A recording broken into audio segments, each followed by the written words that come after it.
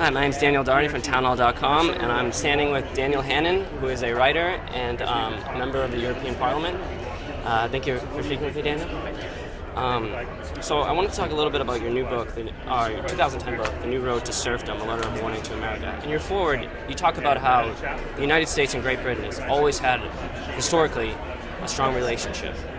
But under the current administration, as soon as Barack Obama was elected, he sent the bust of Winston Churchill back to Great Britain. As of 2010, he hadn't acknowledged the hundreds of British troops who had died fighting in Afghanistan. So I was wondering what you thought the relationship between the United States and Great Britain is today. The relationship between the US and Britain is bigger than the relationship between their governments. I mean, it's a relationship that's based on blood and speech and history and common outlook and affinity. You know, most of us have relatives here. That is... when the chips are down, we know who our friends are.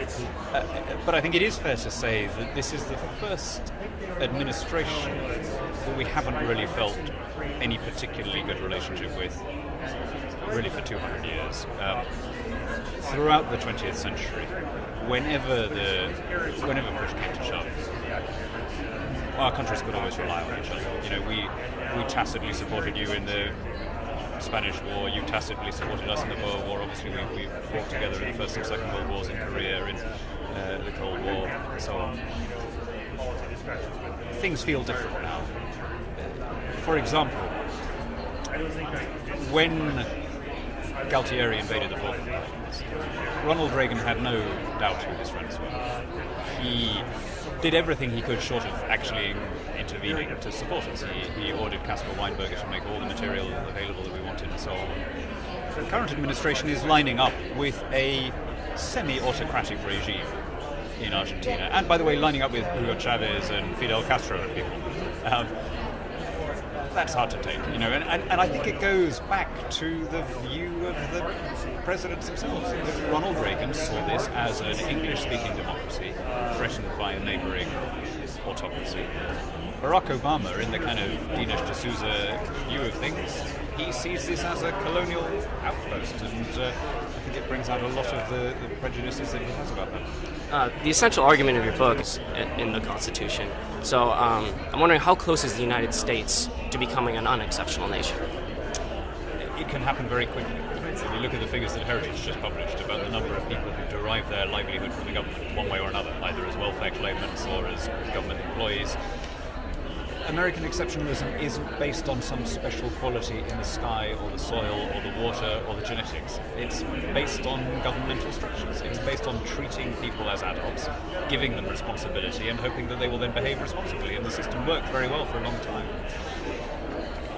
There's no law of nature that says that has to carry on. If the state here grows to the level that is taken for granted in parts of the world, you see how very quickly Americans will start behaving like Greeks or like French and, you know, protesting furiously at any proposal to raise their retirement age to 42 or whatever it is. You know, it's not something that's written in the stars. It is freedom comes from the institutional structures put down on paper in the old courthouse in Philadelphia. Once you get away from that, you will very quickly become just like anywhere else, and not in a good way. Yeah. Before I go, I just want to ask a quick question about the speech you gave a few years ago. You asserted that Gordon Brown was, quote, the devalued prime minister of a devalued government. I was wondering, did you expect the reaction across the Atlantic in the United States? I mean, essentially overnight you became a well-known figure, and that it was all over the media.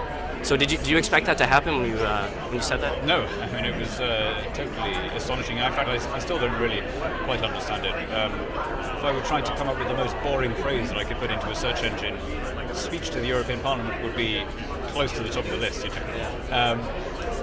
Sadly, the devaluation politically and monetarily has continued. I mean, as I'm talking to you now, we're engaging in a third round of quantitative easing in the UK, you know, sadly under a Conservative government now. We're accelerating all the policies that got us into this mess. We're rewarding debt, we're punishing thrift, we're expropriating savers. You know, this is the problem, it's not going to be the solution. And, you know, I look at the policies being pursued here and in Britain and in Europe, and I tremble.